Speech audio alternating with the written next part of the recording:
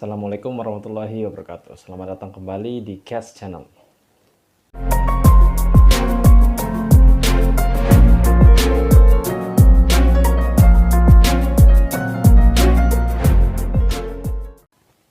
Pada kesempatan kali ini kita akan membahas tentang kekhalifahan Umayyah. Yang dimana kekhalifahan Umayyah ini adalah merupakan awal berdirinya suatu dinasti Islam yang menjadi sejarah dari perkembangan Islam sehingga Islam itu bisa menyebar ke seluruh dunia. Kekhalifahan Umayyah itu pertama kali berdiri sejak berkuasanya Muawiyah, yang dimana Muawiyah ini dibaiat di Syria pada tahun 661 Masehi.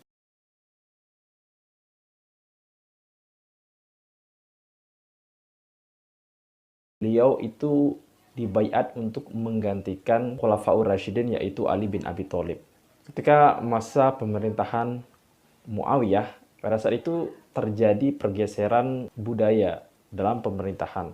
Di masa pemerintahan Khulafaur Rasyidin, kesetaraan itu sangat-sangat terlihat, sangat-sangat ditonjolkan pada saat itu. Ketika sholat berjamaah itu, khalifah memimpin sholat berjamaah di masjid yang terbuka. Nah, ketika Muawiyah berkuasa, kesetaraan ini sudah tidak terlihat lagi. Ini ditandai dengan ketika Muawiyah ini mendirikan sebuah masjid, dibuat sangat tertutup, sehingga hanya orang-orang tertentu saja yang bisa masuk ke dalam masjid itu. Orang-orang yang dipercayai oleh pemerintahan. Muawiyah membuat masjid itu untuk menjaga dirinya dari serangan-serangan dari kaum pembencinya atau kaum oposisi. Nah, kemudian yang menarik juga dari masa pemerintahan kekhalifahan Umayyah ini, khalifah ketika masa Khulafaur Rasyidin itu biasanya dipilih melalui musyawarah. Muawiyah belum beliau turun dari tahtanya, beliau kemudian menunjuk anaknya Yazid sebagai penerusnya.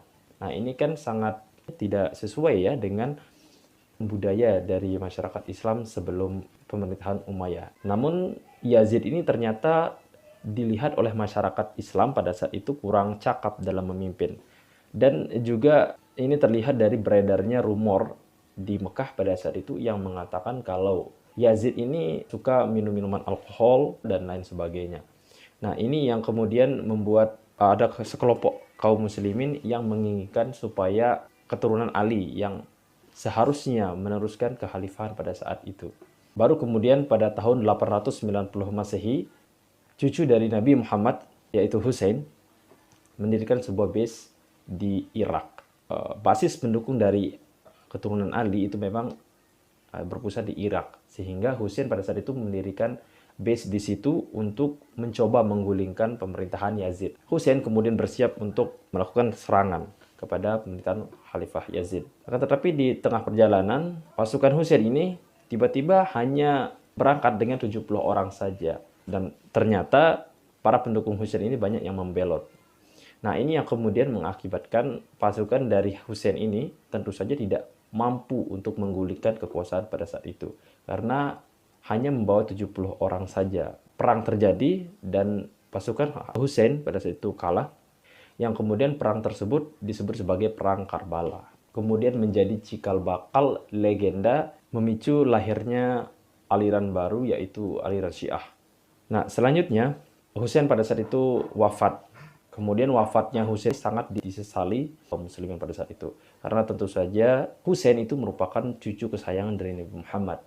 Nah, wafatnya beliau kemudian menimbulkan kebencian terhadap pemerintahan kekhalifahan.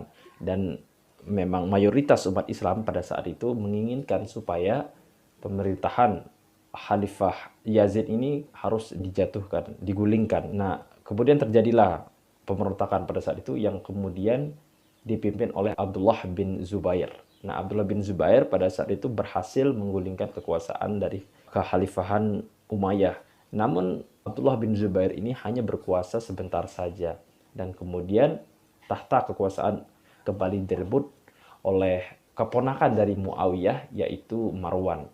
Dengan dikalahkannya Abdullah bin Zubair pada saat itu, maka dinasti Umayyah kembali berlanjut dengan dipimpin oleh Marwan. Jadi kita melihat bahwa kudeta yang dilakukan oleh Abdullah bin Zubair ternyata hanya sekedar sebagai cegukan saja bagi pemerintahan Umayyah pada saat itu. Marwan kemudian melanjutkan dinasti dari Kekhalifan Umayyah, di mana rencana awal untuk mengembangkan Kekhalifan Umayyah pada saat itu yaitu dengan memperluas ke wilayah-wilayah yang ada di sekitarnya. Pada saat itu Kekhalifan Umayyah bahkan sudah dapat mengepung Konstantinopel. Kita tahu bahwa kota itu sangat cukup kuat ya, dengan pertahanan yang mana tentu saja ini merupakan bagian dari wilayah Kekaisaran Bizantium. Selanjutnya ekspansi dilanjutkan ke Afrika Utara. Nah, di Afrika Utara ini Islam kemudian mulai menyebarkan pengaruhnya di bagian Maroko modern atau Algeria dan juga bagian Tunisia. Nah, kemudian yang menarik adalah di Afrika Utara pada saat itu masyarakat Berber di situ atau suku asli atau masyarakat asli dari Afrika Utara itu lebih suka dengan pemerintahan Islam dibandingkan dengan pemerintahan Bizantium yang telah menguasai wilayah mereka selama berabad-abad. Alasannya karena budaya mereka itu lebih mirip dengan budaya Islam. Nah, selanjutnya Islam kemudian melanjutkan ekspansinya. Dengan kali ini didukung oleh para tentara-tentara yang berasal dari Afrika Utara ini. Kekhalifan Umayyah pada saat itu menyeberangi lautan untuk kemudian bisa sampai ke Spanyol bagian selatan dengan membawa 10.000 pasukan dari Afrika Utara yang kemudian dipimpin oleh Tariq pada saat itu. Akan tetapi umat Islam dihalangi oleh Raja Rodrik. Disitulah kemudian terjadi pertempuran antara tentara Muslim dengan tentara pasukan Rodrik.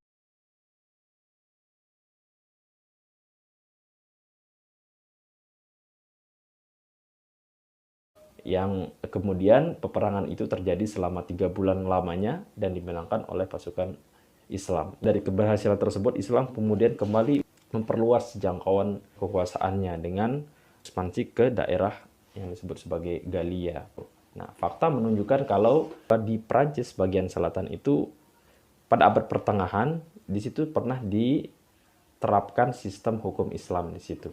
Sehingga ini memberikan bukti bahwa Islam memang pernah berkuasa di situ, pernah menguasai wilayah tersebut. Nah, ini merupakan bagian dari pencapaian-pencapaian yang diraih oleh Kekhalifan Umayyah pada saat itu.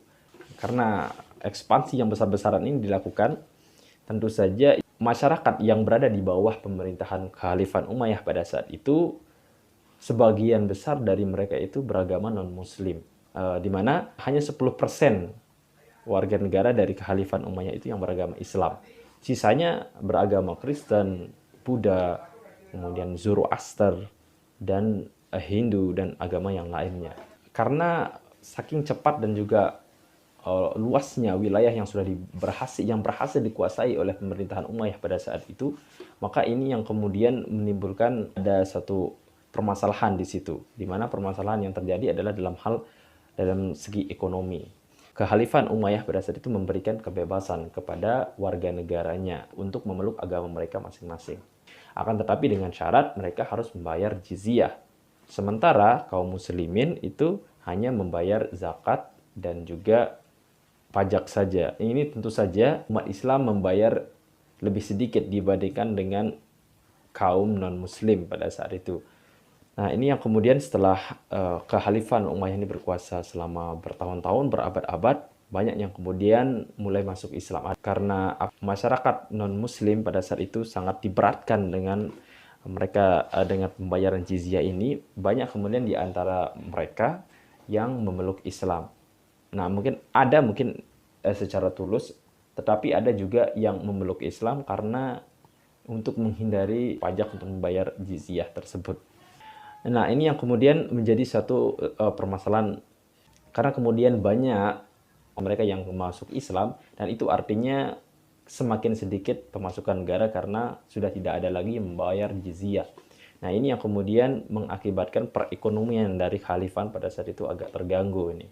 Nah, oleh karena itu khalifah memberikan solusi, mengeluarkan suatu kebijakan untuk menyelamatkan perekonomian mereka. Kebijakan tersebut adalah di mana masyarakat yang baru masuk Islam, yang sebelumnya non-muslim kemudian baru masuk Islam itu tetap diminta untuk membayar jizyah walaupun mereka sudah masuk Islam. Ini dilakukan untuk menyelamatkan perekonomian mereka. Tetapi di sisi lain ini merupakan suatu isu diskriminasi. Karena tentu saja orang Arab itu pasti akan membayar pajak saja seperti biasa itu dengan harga yang tidak mahal.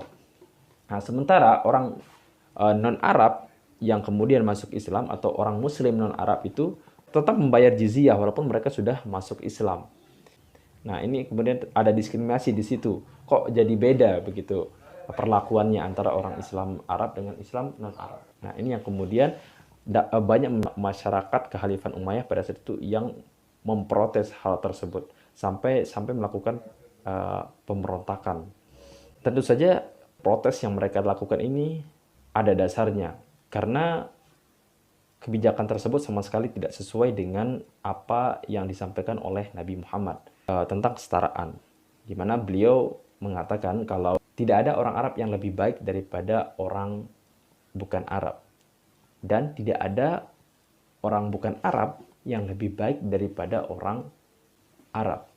Artinya di sini tidak ada perbedaan perlakuan antara setiap kaum atau setiap bangsa yang ada di dunia ini. Semua diperlakukan sama. Ini artinya kesetaraan di sini sangat dijunjung tinggi. Sehingga terjadilah pemberontakan yang dilakukan oleh keluarga Abbas yang kemudian mengawali berdirinya Kekhalifahan Abbasiyah. Berdirinya Kekhalifahan Abbasiyah ini dengan menggulingkan kekhalifahan sebelumnya menandai awal semangat untuk mendukung hak-hak dari masyarakat Islam non-Arab. Pemerintahan kekhalifahan yang baru, dinasti yang baru yaitu dinasti Abbasiyah berkuasa mengawali berdirinya suatu dinasti yang luar biasa yang menghasilkan kebudayaan ataupun peradaban yang cukup maju terutama dalam hal ilmu pengetahuan. Kekhalifahan atau sejarah dari Kekhalifahan Abbasiyah ini sudah saya bahas dalam video sebelumnya, yaitu di episode pertama tentang masa keemasan dari Kekhalifahan Abbasiyah. Teman-teman bisa lihat di episode 1 ya.